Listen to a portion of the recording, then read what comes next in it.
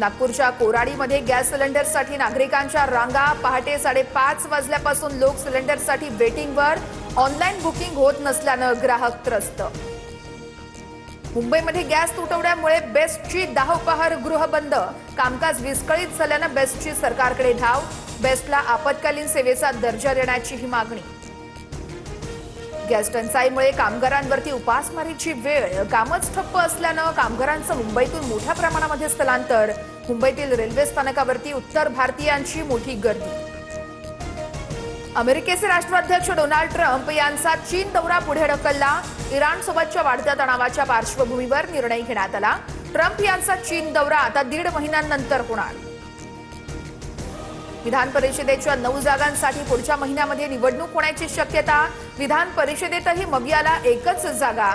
8 जागा महायुतीच्या पारड्यात. मवियामध्ये एका जागेसाठी रस्सीखेच. राज्यातील जलजीवन मिशन 2.0 साठी केंद्र आणि राज्य सरकारमध्ये सामंजस्य करार. मुख्यमंत्री फडणवीसांची व्हीसीद्वारे उपस्थिती. डिसेंबर 2028 पर्यंत हर घर प्रमाणीकरण साध्य करण्याचं उद्दिष्ट. राज्यातील 11 जिल्ह्यांना अवकाळी पावसासह गारपिटीचा तडाखा. 7,000 हेक्टर क्षेत्रावरील पिकांना फटका. गहू, हरभरा, कांदा पिकांचं मोठं नुकसान.